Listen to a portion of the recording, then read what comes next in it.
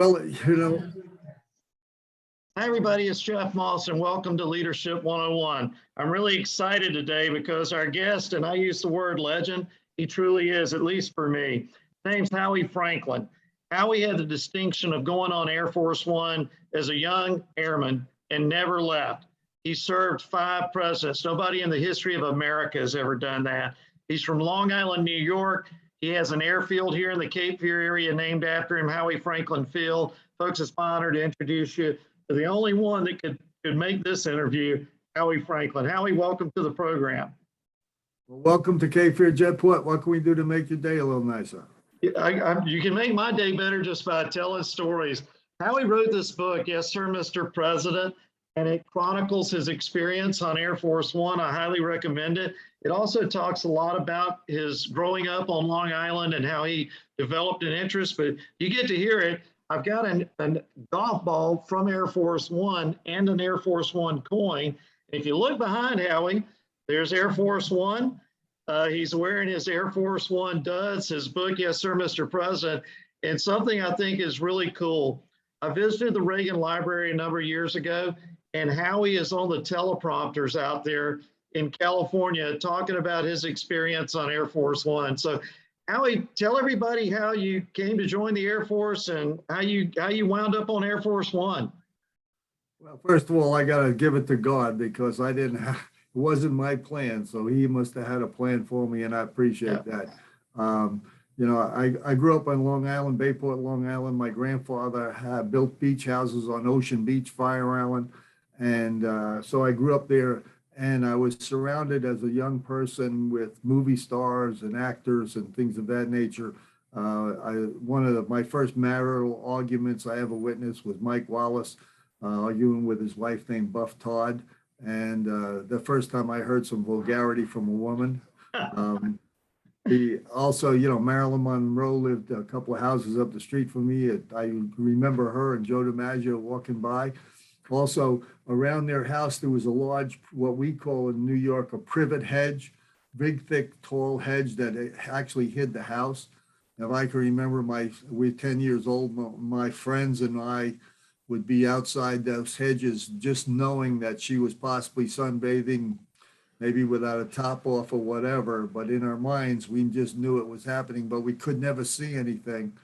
So to this day, I could be in Moscow or anywhere in the world and I smell those privet hedges and I immediately think of Marilyn Monroe. And I grew up there and originally what I did, and as a kid, there was no cars at Ocean Beach and at the time, and they still do this to this day. There's kids that go to the ferry dock and they have a little red wagon or a wagon and they yell out on the fence, wagon here, as the people come off the ferry and the people hire them to take them to the house with their baggage. And I was just doing it because it was fun, but we were making $20, $25, $30 a day in 1956, if you can imagine that. Yeah. So, but I also, I'm dealing with people and I took movie stars to their house. So it became a common thing. I was not starstruck because it was normal for me. When I was 16, I landed a job at Talisman Yacht Club. You ought to Google it and see. Talisman Yacht Club was for the jet set of the 60s. The one percenters of today would be a Talisman Yacht Club. And they were not only American jet setters, and the jets were new. They were brand new into the flying community. And these were the people that were using them. And not only they were one percenters, Americans, but there was Dukes and Barons and Marcheses and just a fantastic group of people. There was one gentleman that was in the French Foreign Legion that was a general and things of that nature. There was a gentleman that was the ambassador to Brazil.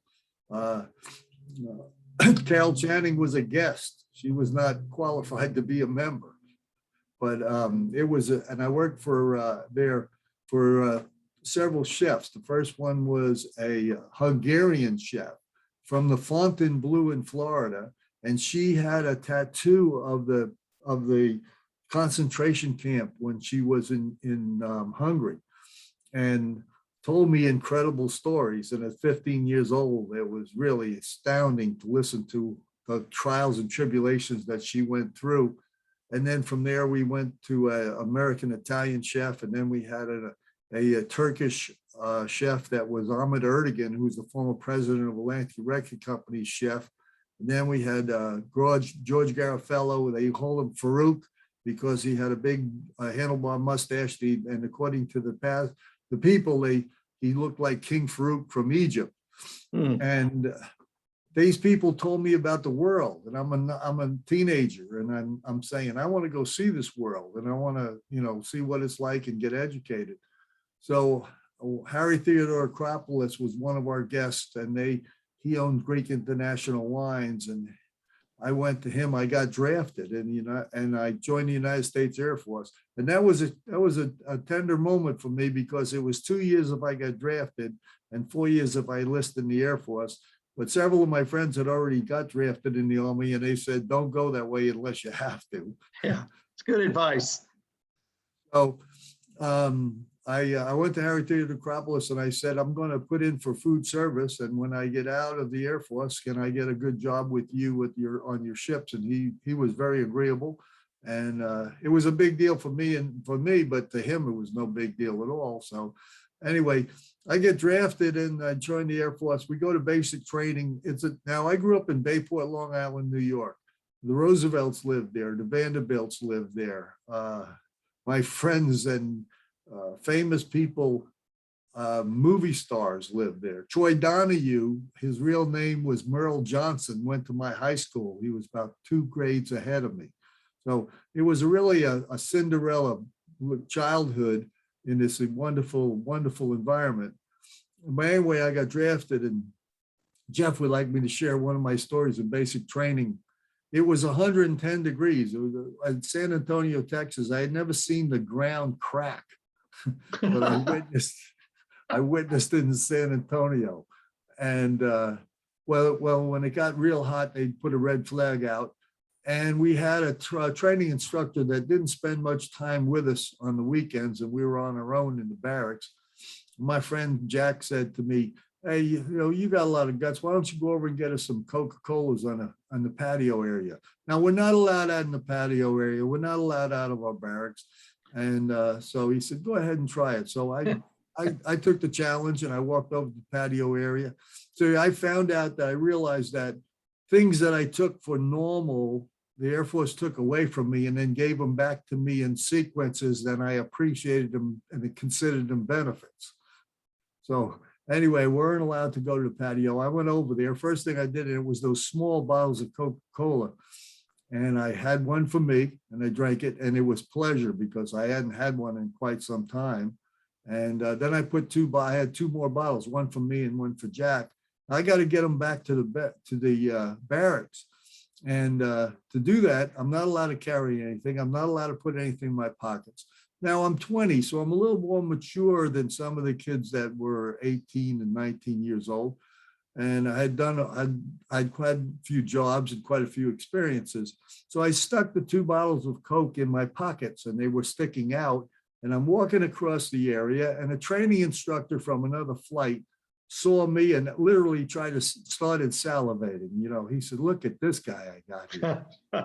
And he's smiling, and he comes over to me, yells at me, "Airman report." And I jumped to attention. I said, "Airman Franklin reports as ordered, sir." And he said, "What is the meaning? What is the outrage? Are you walking across this area? You're not supposed to have anything in your pockets, and you got 2 soda bottles hanging out of your pockets." And he was screaming and yelling at me, and I answered him. I said, "Sir, I am a dipstick," but I didn't say stick, okay? And I said, "And I don't know how to drink soda properly. Until I learn how to drink soda properly, I have to carry these soda bottles around and tell everybody I'm a dipstick." And I didn't say stick, okay? Well, he smiled. He was happy. I made the guy happy. Yeah. He said, "Carry on." So he thought you were being punished. So he was classic. happy. We had a win-win, That's classic. So I went back to the barracks, and my friend, I'll never forget it, my friend Jack and I are drinking 2 bottles of Coke a week, which we considered a real pleasure. We looked at each other. We said, "That guy's going to go to the club tonight and tell everybody, look at you should have seen the dipstick I saw today." And I didn't say stick. And we looked at each other and said, do we care if he thinks what we are? No, not at all. We enjoy it. We actually made a toast to him. So from there, I went in. I very creative thinking to get out of a hot spot. Yeah, it was a moment. Anyway, I ended up going to Rapid City, South Dakota, and I want you to know, Jeff, there was a total social geography type lesson when I went from Bayport, Long Island to Rapid City, South Dakota. And I was in food service, and we were feeding 2,000 troops or more a meal. They put me in the clipper, that's the dishwasher. I was there for 6 weeks, and I actually volunteered for pots and pans to get out of the clipper. From there, that terrible experience. So now I don't really like South Dakota, and I don't like the Air Force, and I don't like my job. So I get assignment to Guam. I ran into a friend of mine that was TDY, temporary duty assignment in Guam, and he came back. I said, how's Guam? He said, I'm glad to get back to South Dakota. I said, oh my wow. So I go to Guam. I got into the in-flight kitchen, and it was a pretty good job for food service. And we're preparing all the box lunches and the meals for the B-52 cruise that's going into Vietnam. And different flight crews came in, and they liked me. They liked my personality. And they came in and they said, we'd like to cross-train you. And I said, what do you want me to do? They said, well, we'd like you to be a flight attendant. I said, what's a flight attendant? And they told me, they said, well, you kind of run the airplane, and you're going to prepare the meals for the crew and the passengers and the general and take care of things like that. I said, well, I've been doing that most of my life. I can do that.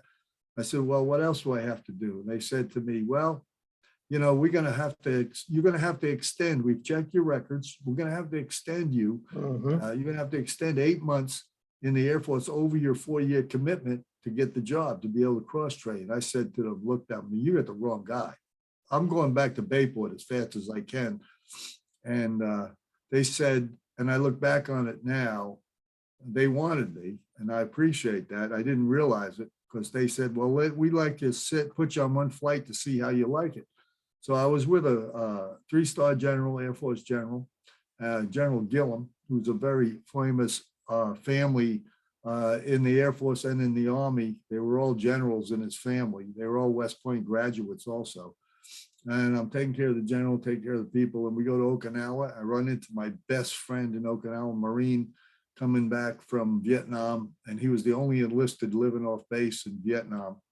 I mean, in Okinawa.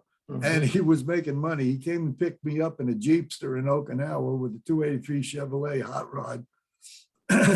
And he goes to tell me, how is this enlisted guy doing this? You know, and he was an E5 in the Marine Corps. Well, he said, guess what? I said, what? He said, I'm married. I said, yeah, I heard. He said, yeah, but I married a stripper. So my friend takes me down the streets of Okinawa, and Okinawa was the wild, wild west in 67, 68, 69. Whatever was in the wild, wild west was taking place in Okinawa. Right. He takes me down to see these different stripper places, these clubs, and there's a picture of his wife on all these places. Oh, man. Now, she was making $350 a week, and he was loan sharking the money out to the Marines. So he was doing quite well. So he invented payday check cashing, I guess. That's what he was doing. Wow.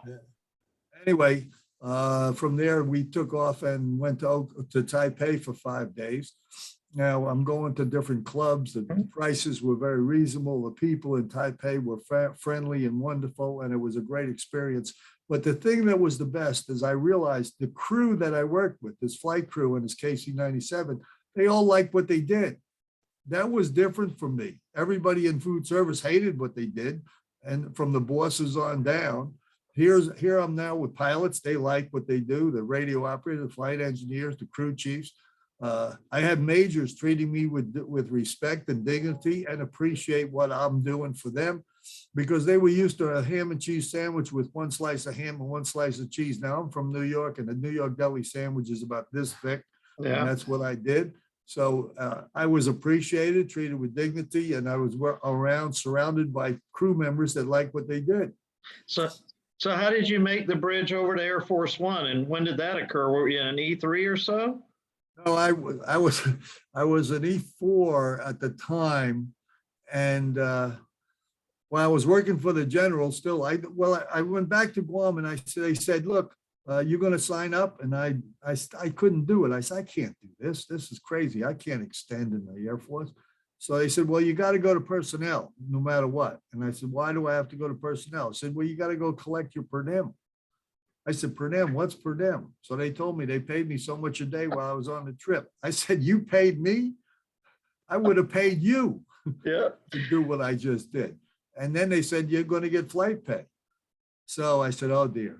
So I cross-trained, and I'm working for a general. This story, Jeff, this General Gillum, who's a Georgian, his history of his family.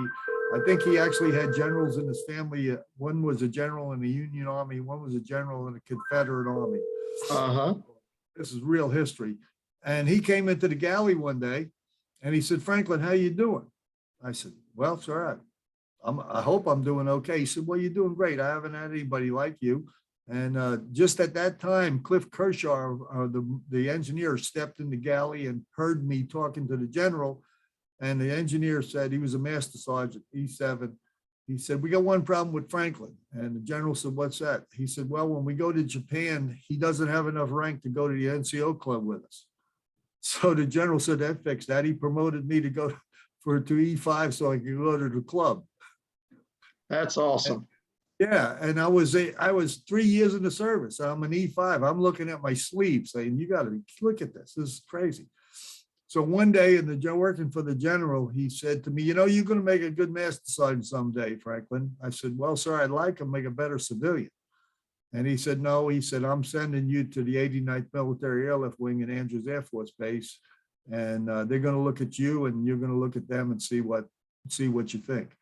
So I went up there in 1970 and started flying these beautiful jets with galleys and windows. And I'm flying the Secretary of State, William Rogers, and and he was very civilized. We'd have a rest stop in Rome on the way home. I said, I can do this. And in 1976, now after that, when Kissinger came along, that was my trainer. I worked for Henry Kissinger during the shuttle diplomacy, and I was with Henry Kissinger during going into China. We were into China before Nixon and set the tours up. I was with him when he was writing the peace initiative for Vietnam, and Al Haig was a full colonel at the time. And before he became the president for a brief moment. Yeah, well, that's a story that was not reported correctly, and I'll share that with you. But anyway, and Henry Kissinger, he ruled through fear and intimidation. You know, management used to do that. Yeah, and it was very successful at it. One of the examples is Winston Lord was a great writer of the Vietnam peace agreement. And Winston Lord became the second ambassador to Red China.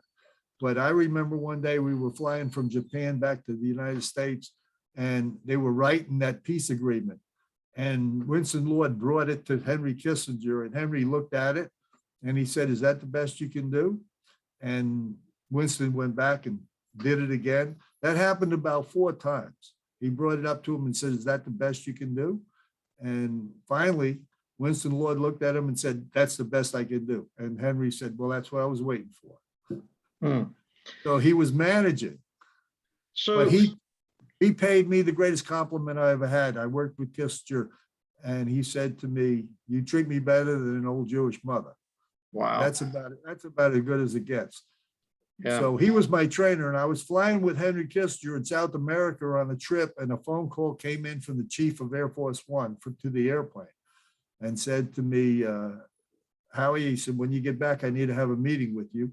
That was the phone call a lot of people were waiting for. In the 89th, the one thing I learned real fast by some of my mentors, and I didn't realize they were mentors, but they said, never tell anybody you want to go to Air Force One, because once you tell somebody, there's going to be somebody working against you.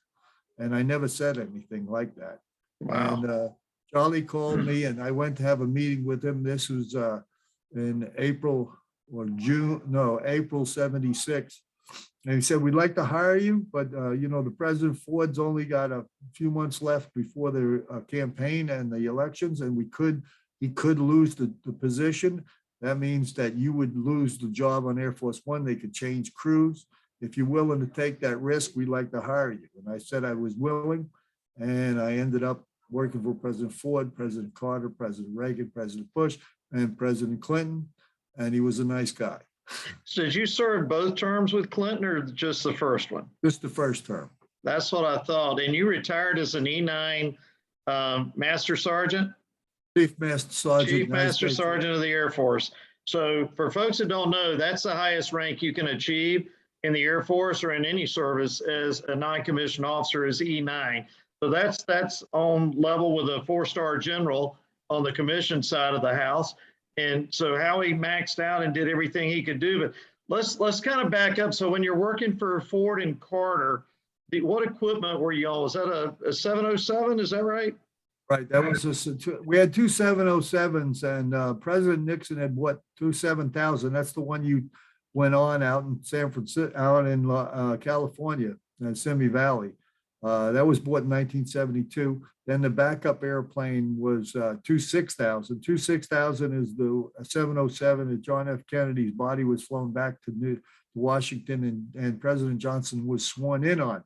Not only we also carried Vice President Humphrey, we carried senators, and recently I was out in Missouri and ran into President Eisenhower's granddaughter, and she recognized me, and she was speaking out there with military at this event. And she was on the airplane when we brought Mamie Eisenhower back to Kansas to be buried, and she remembered me on the airplane. Wow. So I mean, yeah, it's a small world sometimes, and but the 2 6000, 2 7, and then later on, I mean, Reagan is the one that ordered the 747, and he ordered it the first part of his second term. And I was standing there when he said to his staff, if I knew I was going to win with such a landslide, I should have ordered it the first term. That's funny. And he really did. So people that know me know I grew up in Plains, Georgia. The Carters are neighbors. My dad and mom and President and Mrs. Carter are close personal friends. And naturally through that process, they've known me since I was a little boy. And they're still doing well, by the way. If you don't realize it, President Carter's 97 and Ms. Rosalind is 94. And by the way, her name is pronounced Rosalind, not Rosalind, right? So you were on Air Force One with them, and then you progressed to Reagan. And I think that I wonder if you can, because time's limited, one quick story on each president you served, that's something you'd want our listeners to know about each one of these presidents. And I'll tell you why I'm asking, Howie. I think a lot of times we let politics get in the way of judging people based on their character and who they are as a human being. So if there was something you'd want people to know about President and Mrs. Ford, what would that be? Well, first of all, there was a myth going around that he was a klutz. He was a black diamond skier. He was, if you see, when the first fell in Salzburg, Austria, he was walking down the steps. If you see the tape, he rolled like a football player. So that was a total myth. And they were homespun, down to earth Michigan people. But he gave me some advice one time, and me and him in the stateroom. He said, Howie, remember, don't step on the toes that may be connected to the next butt you have to kiss. That's probably very good advice. But he didn't say but. He didn't say but. I'm pretty sure he played college football. Wasn't he a running back? Yeah, he was. Well, I don't know exactly what he played, but he was that myth that Saturday Night Live and the people took over. I have hit my head going into the helicopter because you better drop your head when you're coming down and you're busy. He did that, and they just rolled with that myth that was a bunch of baloney. So, and anyway, we went on to President Carter, and this was my first experience with Southern genteel folks, and it was a very positive experience. President Carter was a great educator. He shared knowledge and history, and it was wonderful to work with him. But I ended up luckily I got peeled off from the crew at the end of the Carter administration. My friend, myself, and Denny Stump, and we've traveled extensively with Rose Lynn, correct? Rosalind, yeah. Yeah. And I got very close with her. I mean, when I first started flying with her, I wasn't allowed to talk to the first lady. I went through another lady, and about a month later, the first lady turned to me and said, "Howie, come here." And she was just delightful. She was one of the finest first ladies I ever worked for in my life. You know, her mother was incredible. Her mother's name was Allie Smith. And Miss Allie went to church with me as a child growing up before she passed away. But Miss Allie was just, Miss Rosalind the apple didn't roll far from the tree because Miss Allie was a special lady. And they were, you know, President Carter and Miss Rosalind were married in Plains Methodist Church where I grew up. And I'll say this, Howie, and I'm sure you would echo my thoughts, where you may differ with any given president politically, when you attack them personally, that, you know, it's going too far. And I tell people that with regard to Mr. and Mrs. Carter, I call them Mr. Jimmy and Miss Rosalind. Yeah, they're family friends. Politics aside, everything that he ever did as a humanitarian, as a former president, were absolutely genuine. His work with Habitat for Humanity, his work with voter rights and things of this nature were all absolutely his. Another story I'd love for you to tell real quick is that I know that you had an opportunity to sit down and spend a few moments with President Carter's mom. Now, she was a sport, Miss Lillian Carter. Tell everybody that you told this story Saturday when I saw you, and I thought it was a hoot. Yeah, well, you know, President Carter was exactly what you said. I mean, he was a gentleman and he was very intelligent and, you know, he was very caring and we enjoyed working with him. But, you know, there was a thing, they didn't want any alcohol in the White House or anything like that. We understood that. And there was no necessarily drinking around the president, things of that nature. Anyway, we had a trip. Golda Meir was a former Brooklyn school teacher, and she became the president of Israel. She passed away. So President Carter sent his mother to Israel to go to the funeral. And I was running the trip, and it was on 26,000. That's the aircraft that President Kennedy was flown back to Washington on. So it's the history airplane. Mm-hmm. And this wonderful lady. Now, I was just reaffirmed everything that I said and you said about Miss Lillian by all her friends and her relatives recently. She was a character. She came on the airplane and she looked at me and she said, "Howie, I'll have a bourbon and branch." Coming from Long Island and not used to Southern terms, I knew what the bourbon was, but I didn't know what the heck the branch was. And so I was told real fast by somebody from the South that it's water. Yeah. And so we prepared that. Later on the mission, we were going from Andrews to Madrid to refuel the airplane. And that lady was playing cards with the senators in the front of the airplane. And then she would play cards with the agents in the back. And I think she was taking everybody's money and giggling.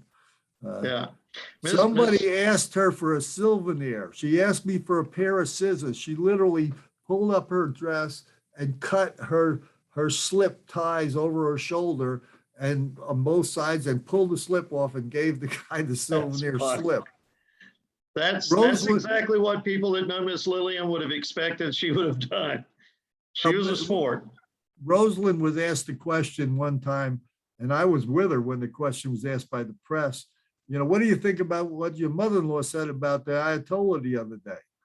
And what Miss Lillian had said, somebody said, "What do you think about the Ayatollah?" And she said, "Somebody ought to shoot him." So Rosalind answered it. She said, "What do you think about, you know, what your mother-in-law said?" She said, "Well, I've known my mother-in-law for a long time, and I'm not surprised about anything she says." Yeah, she shot from the hip, and it's funny because, of course, I was really close to President Carter's brother, Mr. Billy, and his wife, Miss Sybil, and all of their children. Their house was almost directly behind mine. My brother actually dated Billy's oldest daughter a little bit in early college and late high school. But I'm going to interview her, by the way. Her name's Kim Carter. and she's married. I won't give her married name, but anyway, Kim Carter, who is the oldest daughter of Mr. Billy. And Mr. Billy was a smart guy. Yes, everybody knows he was an alcoholic. All of those stories are true.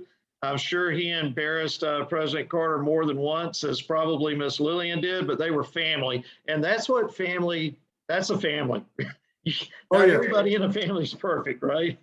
Well, Rosalind's sister said the other day, they were sitting around the table in Georgia having dinner, and Jimmy made the announcement he was going to run for president at the family. And a gentleman, I don't know who it was in the family, was sitting there. He said, "The president of what?"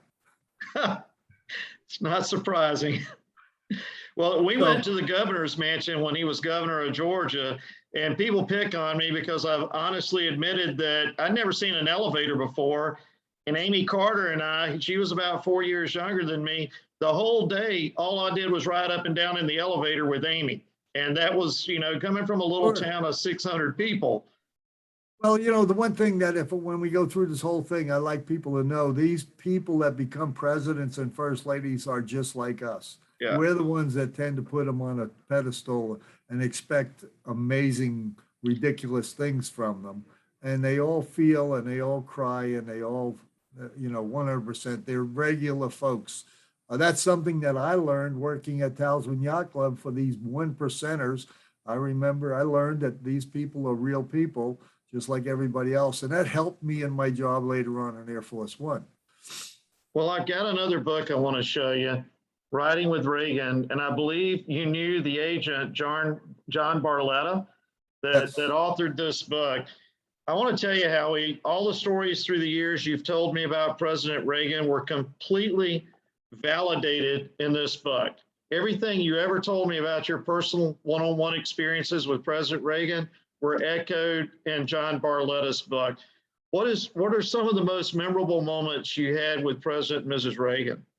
Well, first of all, I want you to know when he came on board, I looked at, we're apolitical on the crew, but I look at George Bush. He was running against Reagan for the Republican ticket. And if you looked at his resume and then you looked at Reagan's resume, Bush's resume looked a little stronger.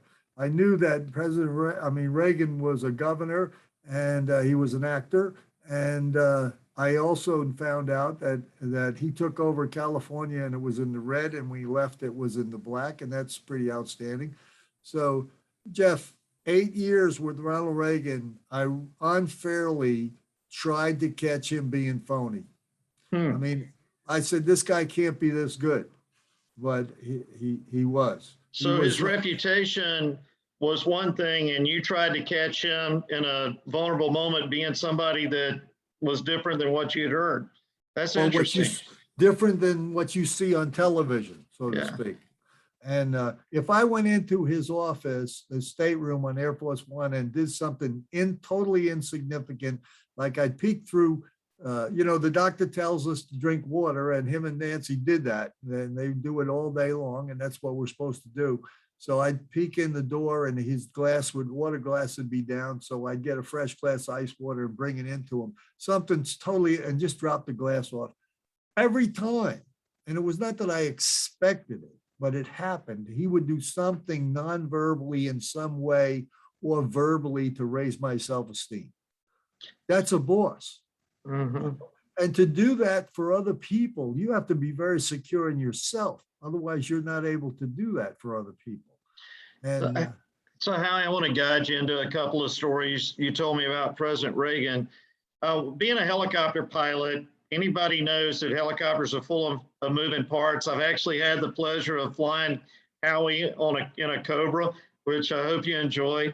But helicopter stuff go wrong. And one of the stories you told me was the first time the crew from Marine One picked up Reagan at the White House and flew him, and they were flying him, I guess, out to Andrews. They had a mechanical issue and had to land. Pick that story up, because you said the crew was just like, oh my Lord, brand new president, we got a problem with a helicopter. Yeah, Doug Holstein was the pilot, and he ended up working in Wilmington at Airlink and he would come down here, and we met and talked and reminisced. And he told me the story. He said the first trip. Now the Carters, as you know, they were casual Southern people, and so they a lot of times they would dress in nice golf shirts or sweaters and things of that nature. Very common, and it was very comfortable. And the Reagan administration came along. These boys are dressed. I mean, we're talking they're very $100 ties. You could tell, and shirts, and it's. And to initially, to some people, it could be intimidating. Well, they were dressing for image and for power. That's part of they understood image. So to the Marine One crew, it was a little intimidating to go from the Carters to the Reagans. They didn't know what to expect. Doug says he took off on the first mission with the president, and he goes around the Washington Monument. He's getting ready to head to Andrews, and he looks down. He's got a transmission light on. Wow. And you know what that means? He's got to put it on the ground. So as all pilots know, fly the airplane. He's flying the airplane, but he's making phone calls to the operations, and they're setting up. They had a small detachment over in Bowling Air Force Base, and the Marine helicopter, that pilot that was on the backup, lives in Wilmington also. And he told me, he said, that day I taxied that helicopter faster than I ever taxied a helicopter in my life. So they were all nervous. They're all sweating bullets. When the first trip with the president, and he got a transmission light out, a transmission light coming on. So they got to put it on the ground. So finally, Doug says, I got all my phone calls made. I'm flying a helicopter. I'm getting ready to land, but I'm thinking, I'm going to get fired. Chief of maintenance is going to get fired. This is the way it's going to go, because that's the way it is. And he was really sweating it.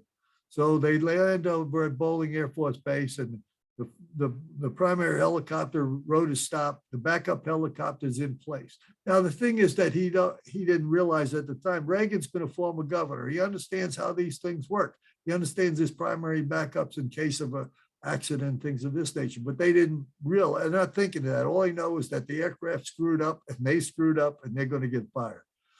So Doug said, Marine opened the back door, comes around the front and opens the front door. They're sweating bullets. Out steps Ronald Reagan.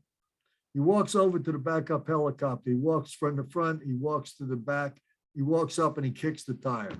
Now, that's an image. You see, if you're a pilot or you're an air crew, there's a term that goes around: kick the tire and light the fire. Yeah. And he knew that symbol. So he went up and kicked the tire, and he turned to the Marines and said, let's go catch an airplane. It looks good to me. So he set them all at ease. That story went through the Marine Corps. What do you think about leadership? I mean, those guys they're immediately they're going to worship the guy. So I think it's really funny because I've been through this, and I know you have. So you tell people your story, you tell them where you're from, who you know, that kind of thing. You're sincere about it, but people always have this little bit of doubt that, maybe not. He may be embellishing this a little bit. I have to tell you, Howie, well, I've had it with the Carters, and, the CEO of Pfizer, when I said, I can get a meeting with President Carter and arrange to have you sit down and chat with him if you want to.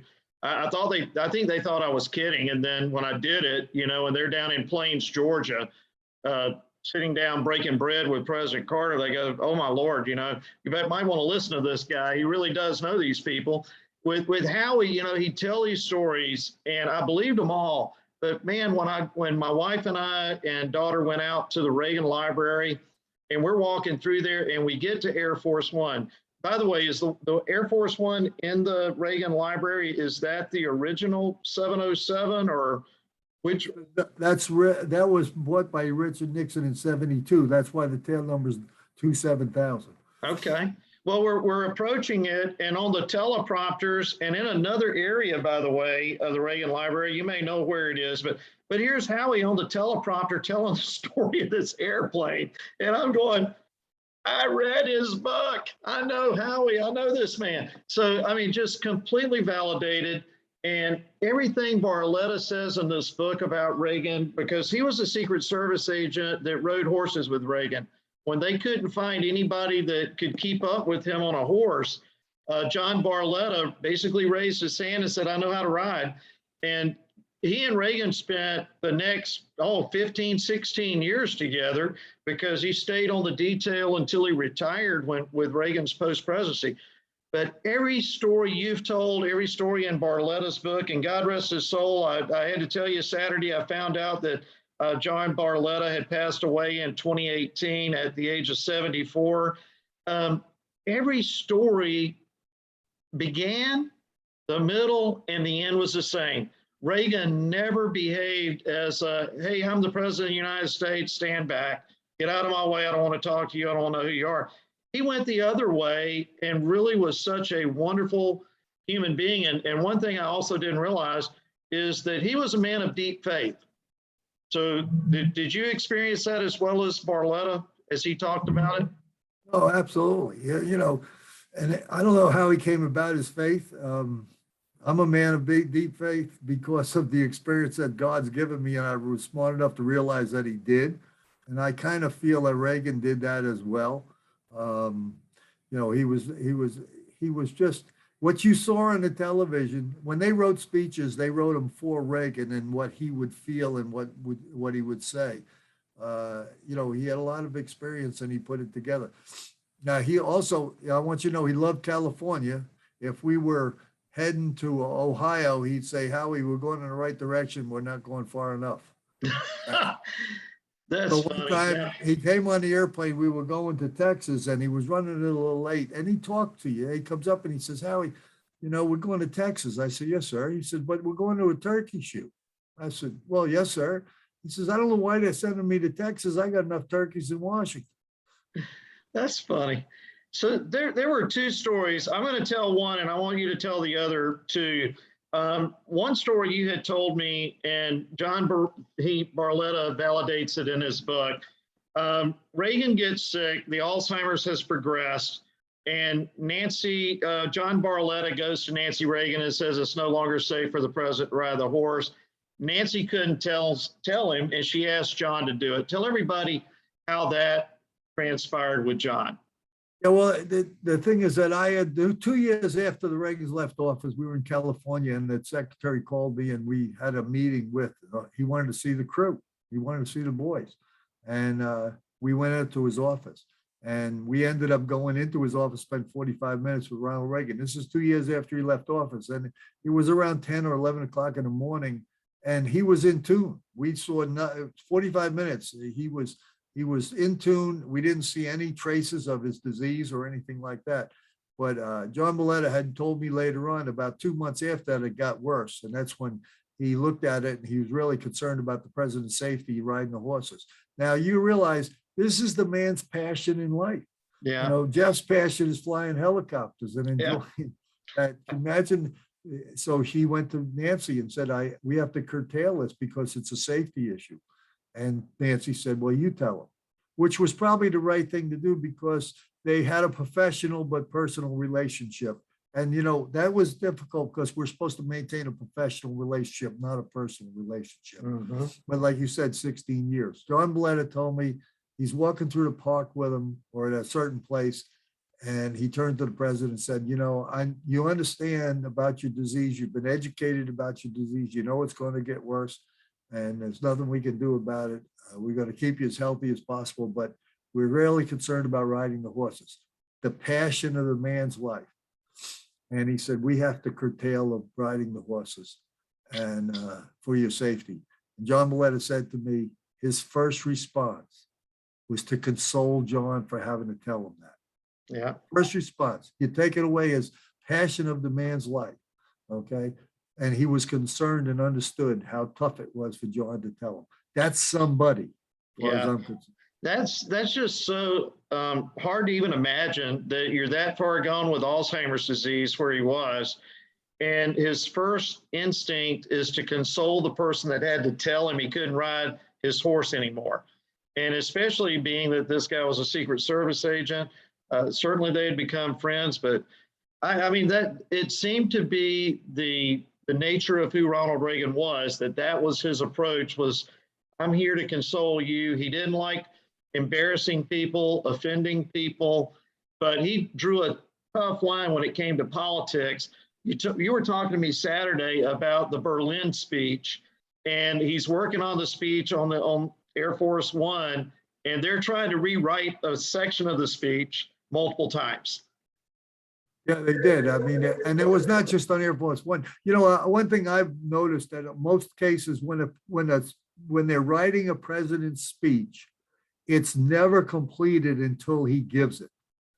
There's people looking at it, tuning it, changing it in every way, and then redoing it. And one of the things the State Department said, you can't say tear down the wall. And he put it back in. I heard that they took it out, and it was out of the speech when he was there in Berlin, and I was there with him. And he said it, and that was Ronald Reagan. Well, you told me Saturday, and oh, by the way, it's in Barletta's book, that Reagan said, you can keep taking it out. I'm going to put it back in, and I'm going to say it. So you might as well just quit deleting it, because I'm going to get up there and say it. And he did. And in fact, the wall came down. And then Gorbachev becomes a friend too. Through all of this, Gorbachev comes to the ranch and rode horses with Reagan out at the ranch. But we could do 4 hours just talking about the 8 years that you spent on Air Force One with the Reagans. But in the interest of time, Howie, we'll have to do this again. Is there one memory of George Herbert Walker Bush and maybe one memory of the Clintons that you would like to share? Well, yeah, George Herbert Walker Bush. He was a great businessman. He was a very big family man. He was more of a workaholic. We traveled probably in the first 6 months with George Bush. We traveled more than we traveled with Ronald Reagan in 8 years. Our joke was, doesn't this guy know we have a Secretary of State to do this stuff? One of the moments that I thought was pretty neat, I hired the first Black woman ever hired on Air Force One, and I'm proud to say that she's fantastic, and she was hired because she was great. And if you worked with me and we were going to Jeff's home in Georgia, I would make sure you'd work the president. So she came from Bermuda, and so she was taking care of the president while we were going to Bermuda. And we landed in Bermuda, and the president calls me in his office, and he said, Howie. I said, yes, sir. He said, look out the window. There was more signs welcoming Wanda than there was welcoming him, and they were bigger. That has never happened to him prior to that, and probably never after that. And he was just concerned what's going on. I said, the young lady joined the United States Air Force many years ago, and today she returns with you on Air Force One. He says, well, I think it's great. But initially he was really taken. You want to know who was Wanda, right? Well, Wanda was taking care of him that day, see? So I'm laughing even harder because of that movie, A Fish Called Wanda. So yeah. Who's Wanda? So luckily the president realized who she was. That's really cool. How about, I know there are people with just tons of curiosity about the Clintons. And again, we could do probably a whole segment on your experience with Bill and Hillary Clinton. But what's one of your memories of Bill Clinton you'd like to share? Well, first of all, he was 1 year younger than me. And remember, we're apolitical. And we're supposed to maintain a professional relationship with these people. It was difficult with President Clinton because he was 1 year younger than me, and he was the first president I ever had to listen to rock and roll. And now the other presidents listened to all kinds of music, predominantly country, and I like country, but a lot of them would listen to the country songs. My marriage is a failure, my divorce ain't working out either. So yeah. I have this guy Bill Clinton on the airplane. He's listening to the Four Tops and Motown and things of that nature because he's a musician. Oh, he's a sax player, yeah. One time, and the radio operators, when we designed the 747, they never had a president that was a musician that liked music as much as President Clinton did. So if he wanted to listen to his music, the whole airplane had to listen to it. And he at the same time and at his volume, and he liked loud rock and roll. So I had the radio operators, we went out and got him a big box so he could have his own music and play it in his room. And we had put Air Force One on it. And I told him, I said, sir, back in the older days, they would have rewired this airplane for $2 million to do this, but they just bought you this box. He said, those guys are reinventing government. We love it. That's funny. I walk into his stateroom. He's playing Cecilia, You're Breaking My Heart, and it's loud. And he looked at me. He said, Howie, is this too loud? I said, Sir, I've been waiting for a guy like you to come along for a long time. Well, it's funny because, you know, Carter was, they did a documentary on Carter and they called him the rock and roll president, but it He was did. Southern rock. He was into the Allman Brothers and all of those bands. But we're going to wrap it up here a little bit. There's one more story I want you to tell because I think it's really funny. Not funny in the event. You'll know what I'm talking about in a second. But there came an occasion where you had to fly with several presidents to a funeral. And apparently they all had to go at the same time. Do you remember what I'm talking about? Yes, sir. That to me is a perfect example of what a great country we have. Yeah. Yeah, it was early in the Reagan days, and President Sadat over in Egypt had gotten assassinated. So President Reagan, he sent a delegation of people that dealt with President Sadat trying to get peace initiatives in the Middle East. And we used, again, 26,000 to backup airplane. Okay, the airplane set up, please to understand, to fly the president, not the delegation that we were flying. The passenger list came to Al Haig, who was the worked for Henry Kissinger as a full colonel, is now Secretary of State. He's sitting in the stateroom that was President Carter's stateroom and all the other presidents, President Reagan's stateroom also, President Nixon's stateroom. Anyway, he's sitting there with his own stateroom with his own private bathroom.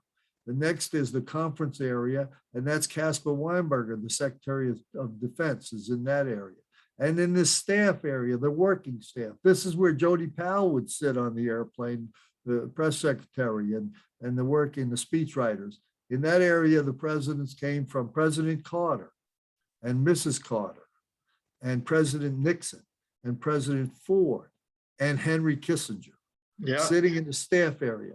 And Richard Nixon is sitting in the seat that Mr. Ehrlichman or Mr. Haldeman used to sit. Okay, that as far as that history is concerned. Henry Kissinger sees me and he says to me, Howie, you did it finally. I said, what do you mean, sir? He said, you got me in Sturridge. So we're going across to Madrid again. We're going to refuel in Madrid and head for Israel. And sooner or later, nature calls. And next thing you know, I had just worked for my commander-in-chief, Jimmy Carter, President Carter, for 4 years, my president. And he walks up to the front of the airplane, comes up to me and says, Howie, can I use the crew bathroom? Now, that was a moment in my life. Yeah. Okay.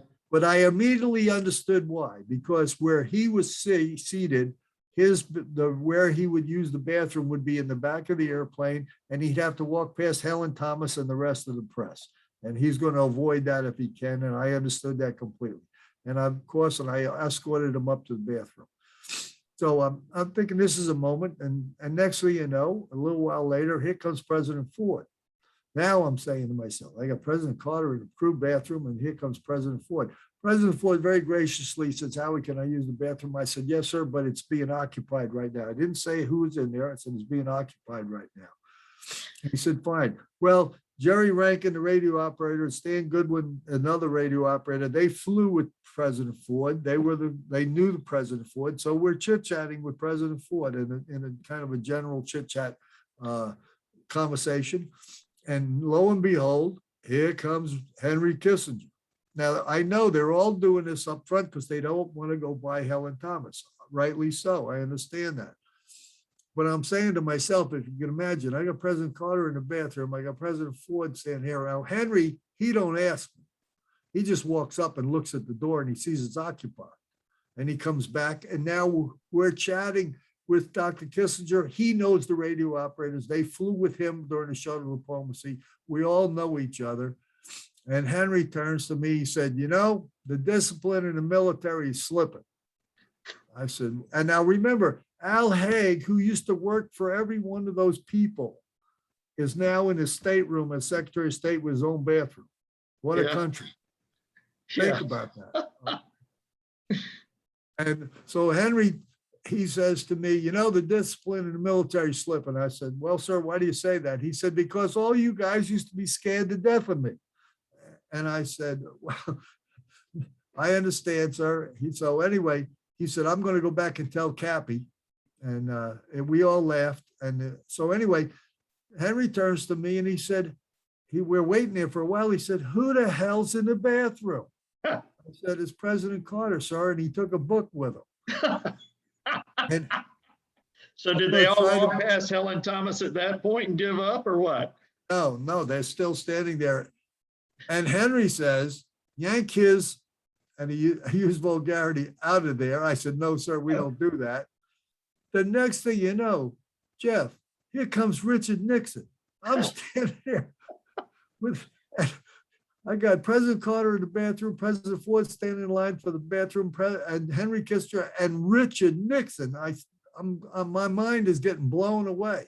That's amazing. And, he comes up, he surveys the situation. He takes a good look at it. He sees it. He turns to a gentleman that was his steward, John Palmer, when he was president. He knew John. He turned to John. He said, "John, when it's my turn, call me." Now, that's a moment in history as far as I'm concerned. Yeah, I don't know in the history of the world there have ever been 3 former presidents, one in the John and 2 lined up for it in a scenario My like bathroom. that. My bathroom. Your bathroom. Well, if only there was a camera and a photograph of that somewhere, that would be something. But Howie, I'm going to ask you one last question before we sign off. I call this Leadership 101. I know this is going to be a very hard question for you, but if you had to sum up your military career and all the things that you learned and the work you've done at Cape Fear Regional Jetport, which I've been a witness to, is just nothing short of amazing.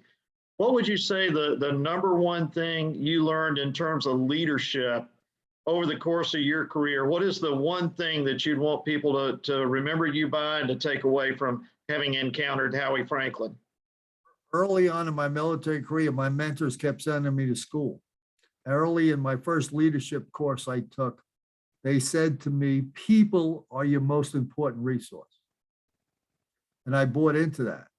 And because I bought into that, I've always done that. Considered people are the most important resource. If you take care of your people, they take care of the mission.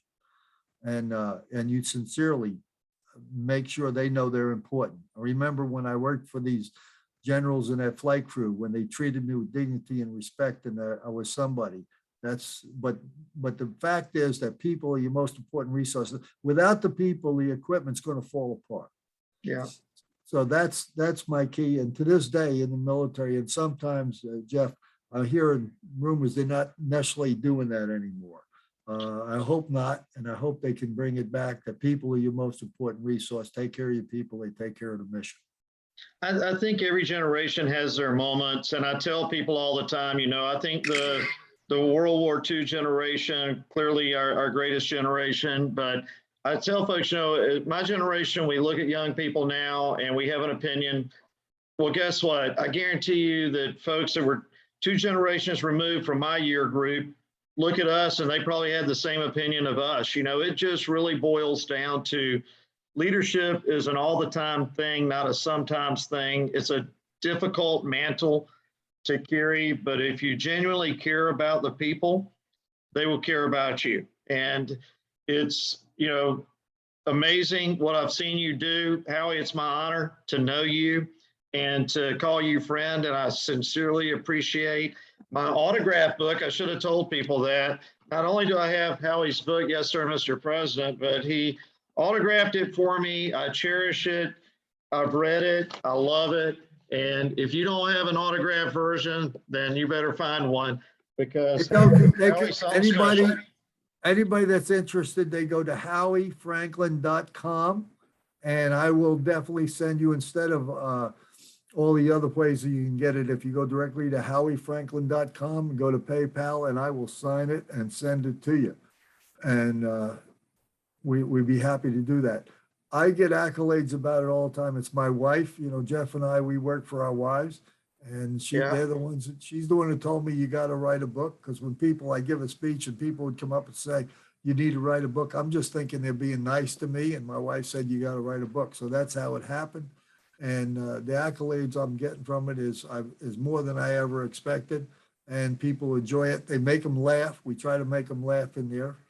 And tell also what I said before, the presidents and the first ladies are real people just like us. Yeah. Yeah, and I hope that through the course of this conversation, folks walk away with that and really embrace the fact that we're human beings first, President second, Jeff Moss second, Howie Franklin second. But at the end of the day, if we treat each other with dignity and respect, the world will be a much better place.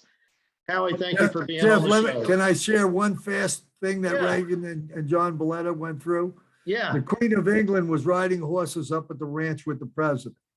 And, you know, the Queen of England rode horses, and they really enjoy that. When they went to England, they both rode horses when Reagan went there. But he's riding a horse, and, you know, some of us know what horses eat. They eat hay and oats. And if you see horses in parades, Yeah. you know, they have a lot of gas, and they may excrete some stuff. And Vapors. anyway, they were riding along, and for some reason, the Queen's horse had an extensive amount of gas. The president heard pretty good, but he didn't hear too great out of the left ear. And they were riding along, and finally the Queen, after this horse having this extensive amount of gas, said, "Oh, pardon me, Mr. President." And Reagan turned to her and said, "That's okay. I thought it was a horse." I'm sure she laughed. She had to laugh. Oh yeah, but the key is he meant it. You know, this Yeah, was, he really thought it was her. yeah. Oh my Lord. Well, Well, he said, so "That's much for okay. diplomacy, right? That's okay. I thought it was a horse," he said, you know. Well, Howie, thank you for being on the show today. Folks, for Howie Franklin, I'm Jeff Moss.